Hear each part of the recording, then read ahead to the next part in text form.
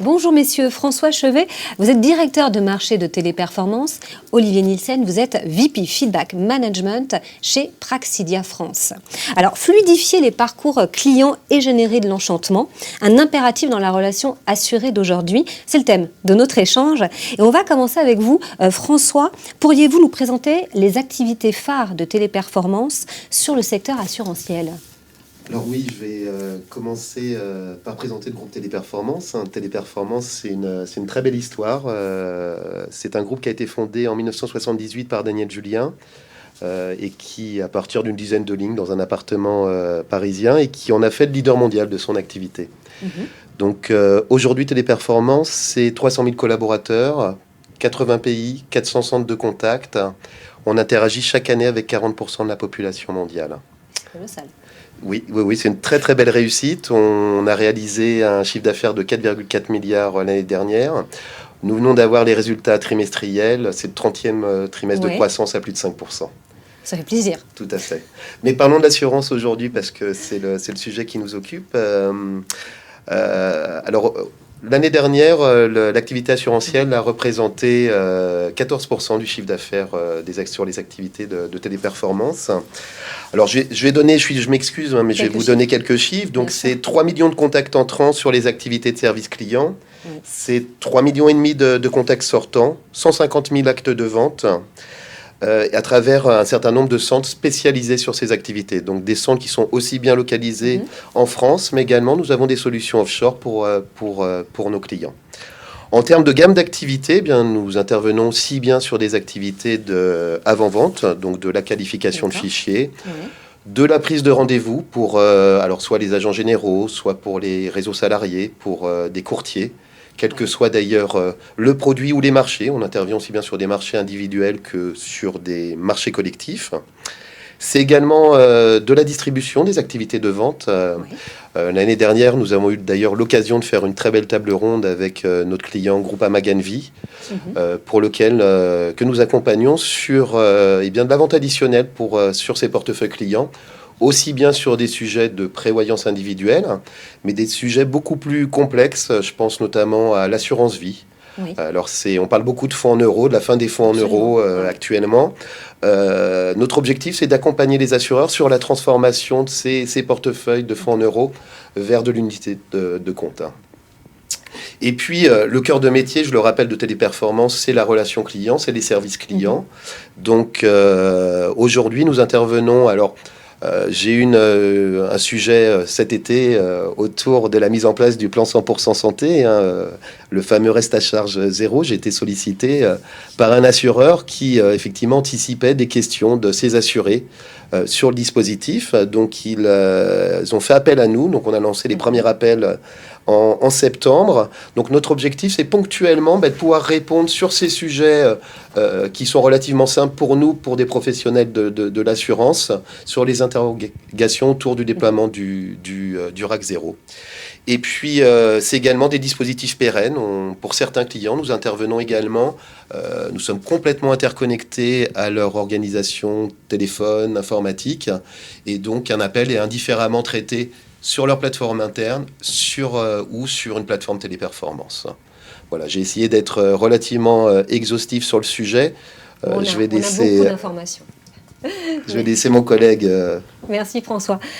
Olivier, présentez-nous peut-être en quelques mots Praxidia. Alors, Praxidia, nous sommes la filiale expérience client du groupe Téléperformance. Très bien. Quand on parle d'expérience client, on parle d'accompagnement, de conseil, de consulting sur la fluidification des parcours clients, sur l'enchantement, la création d'enchantement pour l'assurer et la fluidification du parcours pour limiter ce que l'on va appeler le Customer Effort Score. Comment est-ce que l'on fait ça chez Praxidia ? On fait ça par du conseil et de l'accompagnement, bien sûr, mais également par la mise en place de feedback management. De feedback management, interroger le client, de feedback management sollicité, c'est-à-dire envoyer des enquêtes à chaud après une relation avec l'assuré, mais également ce que l'on va appeler du feedback management non sollicité, qui est tout simplement, aujourd'hui, Téléperformance, l'ensemble des assureurs, d'autres acteurs vous avez tous des interactions très importantes entre les compagnies et les assurés. Ces interactions, elles se passent au téléphone, quand ces appels sont enregistrés, on peut mettre en place des solutions de speech analytics, d'analyse sémantique et émotionnelle des conversations qui permettent de récupérer de la data, d'intégrer cette data dans le CRM de l'assureur et de pouvoir traiter cette data pour en tirer des actions, pour fluidifier les parcours et pour créer du ROI pour l'assureur. Depuis combien de temps on fait ce type de choses? Alors, ce sont des approches qui se mettent en place depuis quelques années. Aujourd'hui, le speech analytics est une technologie qui, jusqu'à il y a quelques années, fonctionnait extrêmement bien en langue anglaise et que l'on a développé avec un partenaire qui s'appelle Colminer, qui est le leader mondial, en français depuis une douzaine de mois. Wow. Donc ça va être super vraiment pour avancer. C'est vraiment une des innovations phares dans le monde de l'expérience client en 2019-2020. Alors, vous mettez en place depuis 4 ans le benchmark autour de l'analyse des parcours en santé et en IARD avec Téléperformance, justement. Aujourd'hui, quels sont les indicateurs KPI lorsqu'on parle d'analyse de parcours client? Alors, quand on parle d'analyse de parcours, qu'est-ce que c'est qu'un parcours déjà? Un parcours, c'est une somme d'interactions. Une somme d'interactions entre un assureur et un assuré. Et cette somme d'interactions va générer un parcours. Quand on travaille sur un parcours, il y a 2 grands indicateurs qu'il faut analyser, que l'on analyse dans l'étude sur la valeur de l'expérience client dont je vous parlerai tout à l'heure. Le premier, c'est le Customer Effort Score, c'est l'effort client. Est-ce que la relation, est-ce que le parcours de souscription, est-ce que le parcours de règlement de sinistre, est-ce que le parcours de réclamation, est-ce que le parcours que j'ai vécu sur la vie de mon contrat, où j'ai demandé une nouvelle attestation, où j'ai signalé un changement d'adresse, est-ce que tous ces parcours ont été fluides? Est-ce que ça a généré de l'effort? Est-ce que ça a généré du réappel? Ou est-ce que, très simplement, j'ai pu réaliser ce parcours? Donc ça, c'est le premier indicateur, le Customer Effort Score. Le deuxième, c'est l'enchantement, ce qu'on va appeler en anglais le Delight Score, mais c'est l'enchantement client. Alors, l'enchantement, en français, quand on va dire est-ce que vous avez été enchanté de votre assureur, c'est peut-être un peu fort. Nous, on le retravaille en parlant de forte impression. Est-ce que votre assureur vous a fait forte impression sur le parcours que vous avez vécu avec lui?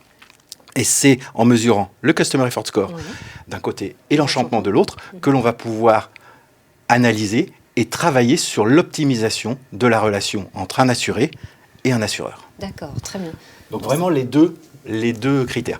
C'est pas la peine de travailler, quand on veut analyser les parcours, sur des critères comme l'indice de recommandation, par exemple. Tout simplement parce que l'indice de recommandation client, à la fin d'une réclamation, à la fin d'un parcours de réclamation, à la fin d'un parcours de règlement de sinistre, à la fin d'un parcours de souscription, n'a strictement rien à voir. Donc les 2 indicateurs, c'est vraiment le Customer Effort Score et l'enchantement. C'est vraiment le message fort que l'on a à faire passer aujourd'hui sur l'ensemble du marché. Quand on veut parler de parcours, ces 2 critères-là sont les critères les plus importants et discriminants. Est-ce que vous pourriez nous donner les grandes tendances de la version 2019? Alors, comme le disait François, depuis 4 ans, nous réalisons, Téléperformance et Praxidia, une étude sur la valeur de l'expérience client en santé et en IRD. Oui.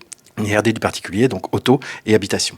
Cette année, on a demandé aux assureurs, avant de lancer l'étude, on a réuni une dizaine d'assureurs et on a demandé comment est-ce que l'on pourrait encore innover sur cette étude, comment est-ce qu'on pourrait travailler de façon encore plus opérationnelle pour rendre service à nos clients, donc aux assureurs, pour optimiser encore davantage l'exploitation qu'ils peuvent faire de cette étude. Ils nous ont donné un certain nombre de conseils, ils nous ont demandé un certain nombre de points.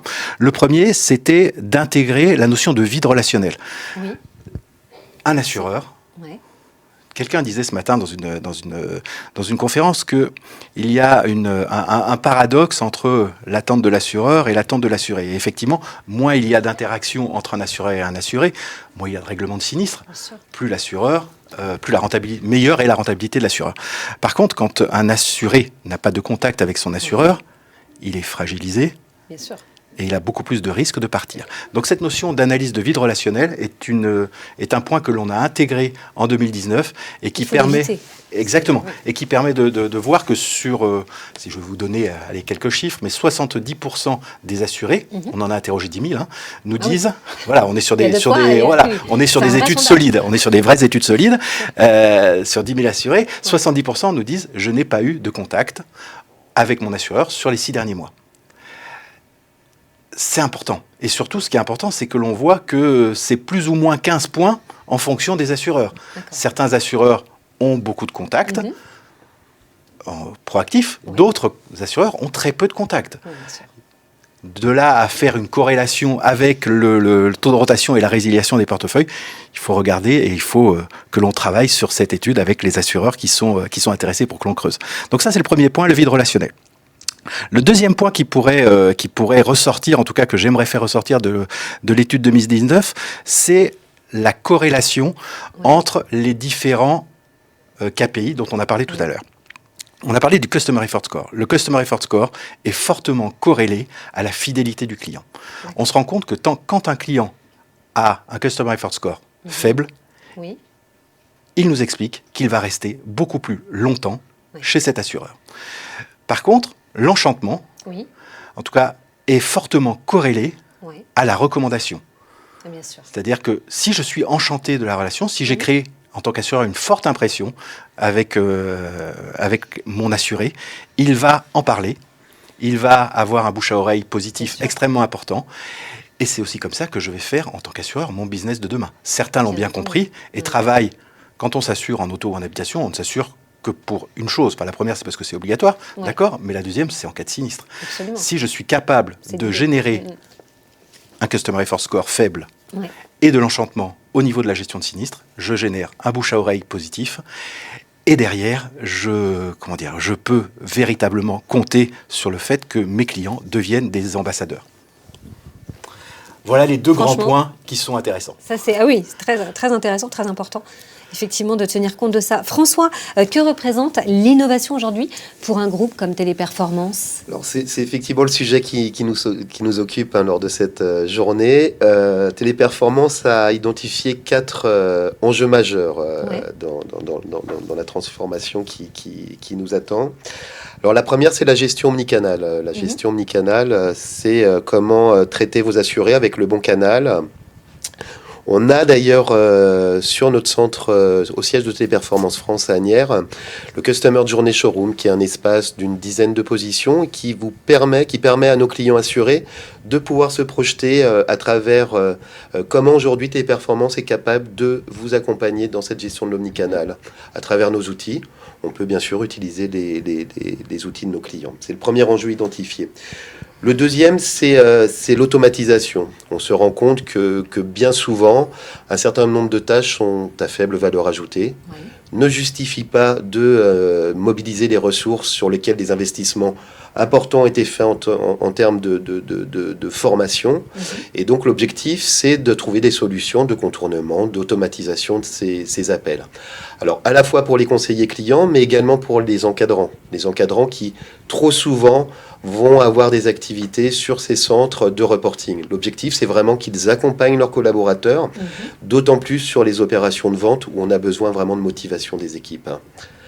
Le troisième enjeu, c'est le conseiller augmenté. Le conseiller augmenté, je parlais de la mise en place d'un programme dans le cadre du reste à charge zéro. Sur ce programme, nos collaborateurs sont amenés à gérer 14 outils différents. Donc il faut être en capacité d'aller chercher l'information au sein de ces 14 outils. Eh bien, cette intelligence artificielle va permettre aux collaborateurs de trouver la bonne information. Donc c'est un avantage économique, un gain de temps pour notre client. C'est également un avantage pour le collaborateur qui lui permet d'être plus à l'aise dans le parcours avec son client. Et puis, c'est également la satisfaction, bien sûr, pour les appelants qui ont une réponse et la bonne réponse dans le temps rythmé.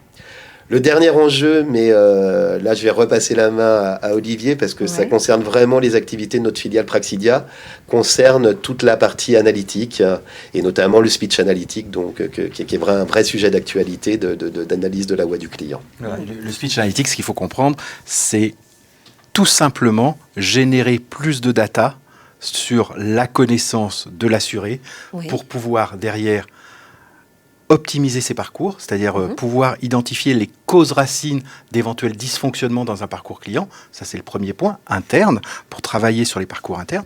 Et le deuxième point, c'est générer un ROI pour l'assureur. On comprend bien que si un assuré dit « Bonjour, c'est la 3e fois que je vous appelle, j'ai un problème de quittance, passez-moi votre manager », je vais faire du text analytics et je vais pouvoir taguer le fait que je suis sur un appel répété. Oui. Ça fait 3 fois que je vous appelle. C'est vrai. Que c'est un motif d'appel sur financier, sur la quittance, et que j'ai une notion d'escalade où je demande à parler au manager. Oui. Et tout ça, je vais pouvoir les taguer et les mettre dans le CRM de l'assureur et pouvoir derrière, via les data scientists de l'assureur ou via nos data scientists, hein, on a des plateformes de data scientists qui connaissent parfaitement le monde de l'assurance et qui sont capables de travailler sur la modélisation de comportement suite à de la data que l'on a récupérée via la connaissance du client de l'assuré sur le CRM de l'assureur, mais également via des données récupérées via du speech analytics